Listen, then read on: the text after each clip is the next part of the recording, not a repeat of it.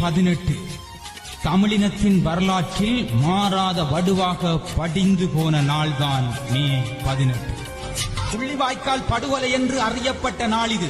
அறிந்தும் அறியாதது போல், தெரிந்தும் தெரியாதது போல் உலகமே கண்ணை மூடிக்கொண்டிருக்க இந்திய கோட்டான்களும் சிங்கள ஐந்தறிவுகளும் சேர்ந்து ஆயிரக்கணக்கான அப்பாவி தமிழர்களை உயிரோடு புதைத்த நாள் இது. தமிழ் உறவுகளை தொலைத்தமைய எண்ணி முழு தமிழினமுமே கலங்கி நிற்கும் நாள் இது. உணவும் உணவில்லாமல், உடுக்கவும் உடையில்லாமல், உறங்கவும் முடியாமல் தவித்தார்கள். காயத்துக்கு மருந்தில்லாமல், கட்டியெழ முடியாமல், கொத்துக்குண்டு நடுவினிலே துடித்தார்கள். ஒப்பாரி குறையாமல், கொள்ளி வைக்க முடியாமல், உறவினை இழந்து நின்று தவித்தார்கள்.